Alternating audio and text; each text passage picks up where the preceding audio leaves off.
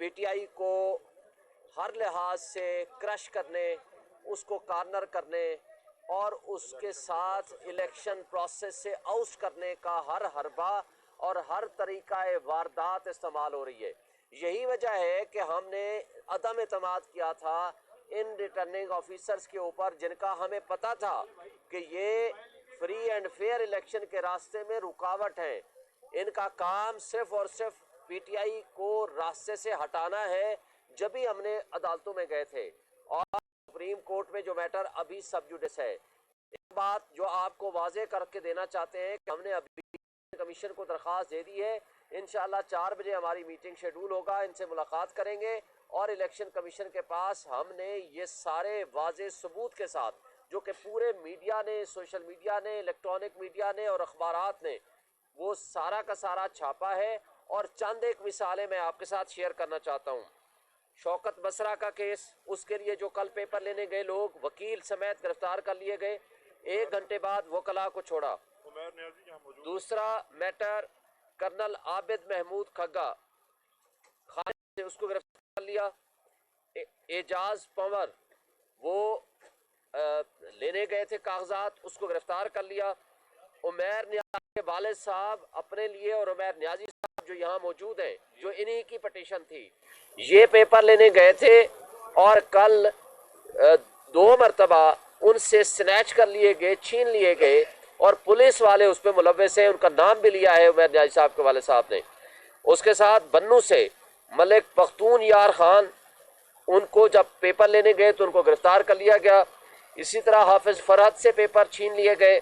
اسی طرح حسان نیازی کے کاغذات جمع کرانے کے لیے جیل اتھارٹیز نے اس کو سگنیچر کرانے سے انکار کر دیا۔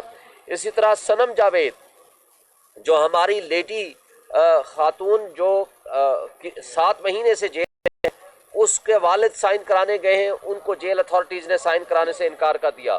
اسی طرح یہ بھی خبر ہے کہ میجر طاہر صادق اور ان کی فیملی کے ممبران، ان کے تصدیق کنندہ اور تائید کنندہ، ان کو گرفتار کر لیا گیا۔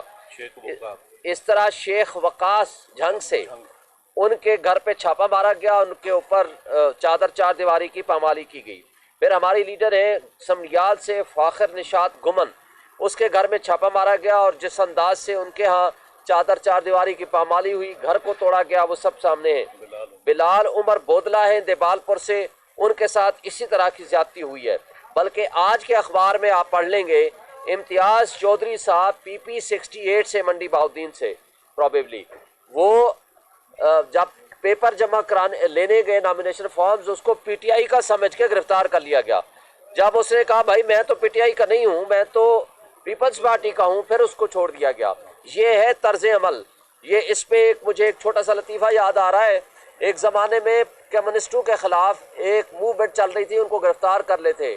ایک ادیب تھے، اس کو جب گرفتار کرنے گئے پولیس والے تو انہوں نے کہا کہ جناب میرے پر الزام تو مجھے بتا دیں۔ اس نے کہا تم کمیونسٹ ہو؟ اس نے کہا میں تو، میری تحریریں پڑھ لیں، میں تو اینٹی کمیونسٹ ہوں۔ انہوں نے کہا اینٹی ہوئے تو کیا ہوا، آپ کمیونسٹ تو ہوئے نا۔ تو انہوں نے یہی سمجھ کے انہوں نے کہا کہ پی ٹی آئی کے نہیں ہو، PP کے ہو، چلو P ایک تو مشترکہ ہے نا، لہٰذا گرفتار کر لیا۔ یہ طرز عمل ہم الیکشن کمیشن کو بھی بتا رہے ہیں۔ اس سلسلہ میں ہم نے Lahore high court Rawalpindi bench میں بھی پٹیشن فائل کر دی ہے، اور انشاءاللہ آج ہم سپریم کورٹ میں بھی پٹیشن فائل کر رہے ہیں۔ یہ جو طرز عمل جاری ہے، یہ پاکستان کی جڑیں کھوکھلی کرنے کے مترادف ہے۔